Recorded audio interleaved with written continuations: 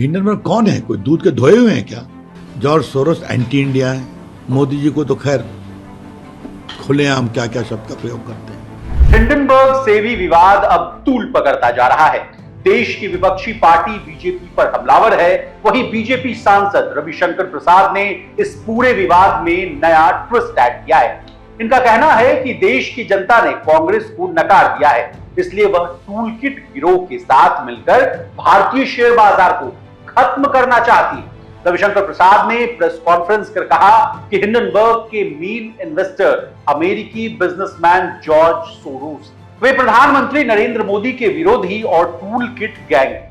राहुल गांधी उनके एजेंट है। राहुल पीएम मोदी से नफरत करते करते देश से नफरत करने लगे हैं। अब क्या है ये नया एंगल? कौन है जॉर्ज सोरोस? क्या है इनके विचार? और तो और भाजपा सांसद सुधांशु त्रिवेदी ने क्यों कहा कि जब जब संसद का सत्र शुरू होता है ठीक उसी समय आरोप लगाए जाते हैं? जानेंगे सब कुछ आज के इस रिपोर्ट में। नमस्कार, आप देख रहे हैं लोकमत हिंदी और मैं हूं आपके साथ विशाल शर्मा। सबसे पहले रविशंकर प्रसाद ने इस पूरे मामले पर क्या कहा, ये सुनिए। हिंडनबर्ग कौन है? कोई दूध के धोए हुए हैं क्या? जॉर्ज सोरोस ने वहां पूंजी निवेश किया है, बड़े व्यापारी हैं। जॉर्ज सोरोस एंटी इंडिया है, भारत के लोकतंत्र पर विश्वास नहीं करते। मोदी जी को तो खैर खुलेआम क्या क्या शब्द का प्रयोग करते हैं। लोकतंत्र है, नया सेक्युलरिज्म है। तो जो हिंडनबर्ग एंटी इंडिया का फ्रंट बना हुआ है, उसकी रिपोर्ट को लेकर कांग्रेस पार्टी हल्ला करती है, तो कांग्रेस पार्टी को हम देश में एक्सपोज करेंगे। जान करके भारत में आर्थिक अराजकता लाने के लिए कांग्रेस पार्टी पड़ी हुई है, ये बहुत गलत है। अब आप इस बयान में बार बार सुन रहे होंगे कि जॉर्ज सोरोस का हिंडनबर्ग में पैसा लगा हुआ है। ये है कौन, जानने की कोशिश करते हैं। जॉर्ज सोरोस साल 1930 में हंगरी के बुदापेस्ट में जन्मे हैं।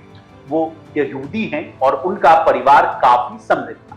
हालांकि सेकेंड वर्ल्ड वॉर के समय हंगरी में नाजी जर्मनी के आक्रमण के चलते उनकी काफी ठोकरें खानी पड़ी। बाद में उन्होंने लंदन स्कूल ऑफ इकोनॉमिक्स से पढ़ाई की। उन्होंने रेलवे पोर्टर और वेटर के तौर पर काम भी किया।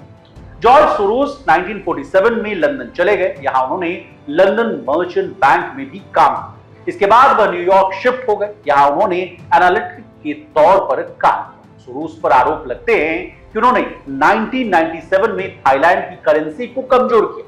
उन्होंने 1984 में एक परोपकारी संगठन ओपन सोसाइटी फाउंडेशन शुरू किया। बता दें, सोरोस ने ह्यूमन राइट वॉच को 2010 में $100 मिलियन का चंदा यानी दान किया था।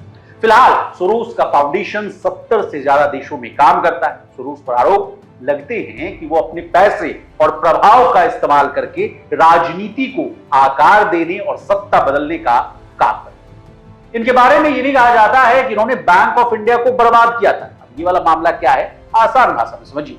सोरोस एक निवेशक है, सट्टा लगाने वाले और कारोबारी भी हैं। हालांकि इन्होंने खुद को सामाजिक कार्यकर्ता और दार्शनिक कहलवाना पसंद करते हैं, पर दुनिया के देशों में चुनावों को प्रभावित करने के लिए फंडिंग करने में भी इन पर आरोप लगते रहते हैं। सोरोस पर एक बड़ा आरोप यह भी है कि उन्होंने 1992 में बैंक ऑफ इंडिया को बर्बाद कर दिया और इससे खुद जमकर पैसा कमाया। बता दें, यह पहली बार नहीं है जब जॉर्ज सोरोस का नाम चर्चा में आया है। इससे पहले भी भारत में उन्होंने खूब सुर्खियां बटोरी थी। अक्टूबर 2023 में जॉर्ज सोरोस समर्थित गैर लाभकारी मीडिया संस्था यानी OCCRP ने भारतीय कारोबारी गौतम अडानी और अनिल अग्रवाल पर आरोप लगाए थे। आरोप था कि अडानी समूह ने यानी अडानी ग्रुप ने खुद से चुपचाप तरीके से लाखों डॉलर से अपने शेयर्स खरीदे। इससे पहले जब हिंडनबर्ग की अडानी को लेकर पहली बार रिपोर्ट आई थी, तब उन्होंने पीएम मोदी के खिलाफ टिप्पणी भी की। इसके बाद पिछले साल ही जब राहुल गांधी ने अमेरिका का दौरा किया था, तो उनकी एक फोटो बीजेपी नेता स्मृति ईरानी ने शेयर की। उन्होंने दावा किया था कि राहुल के साथ एक महिला सुनीता विश्वनाथ हैं, जिन्हें जॉर्ज सोरोस से आर्थिक मदद मिलती है। इसके अलावा सोरोस ने भारत में नागरिकता संशोधन कानून यानी जिसको कि आप CAA और कश्मीर से आर्टिकल 370 हटाए जाने पर भी पीएम मोदी पर निशाना साधा था। सोरोस ने दोनों मौकों पर कहा था कि भारत हिंदू राष्ट्र बनने की तरफ बढ़ रहा है। दोनों ही मौकों पर उनके बयान बेहद तल्ख थे और वे प्रधानमंत्री मोदी पर हमला करते हुए दिखाई नजर आते थे। जाते जाते भाजपा सांसद सुधांशु त्रिवेदी ने क्या कहा है ये भी जान लीजिए। सुधांशु त्रिवेदी ने कहा कि पिछले कुछ साल में देखा जा रहा है कि जब संसद सत्र शुरू होता है उसी समय ऐसे आरोप लगाए जाते हैं। पीएम पर डॉक्यूमेंट्री बनाना हो या हिंडनबर्ग रिपोर्ट एक ज्वलंत उदाहरण। साफ है कि विपक्ष के तार विदेशों से जुड़े हुए हैं। दरअसल हिंडनबर्ग रिपोर्ट में सेबी चेयरपर्सन पर लगे आरोपों के बाद राहुल गांधी ने पूछा था कि अगर निवेशकों को नुकसान होता है तो इसका जिम्मेवार कौन होगा। पीएम जेपीसी जांच से क्यों डरते हैं ये भी अब पूरी तरह साफ हो गया। अब हमने आपको हिंडनबर्ग, अडानी और तमाम मुद्दों से आपको अपडेट कर दिया। आपको हमारी ये रिपोर्ट कैसे लगी कमेंट करके जरूर बताइएगा। इसी तरह देश और दुनिया और खासकर बिजनेस से जुड़ी तमाम ताजा तरीन खबरों के लिए बने रहिए हमारे साथ और देखते रहिए लोकमत।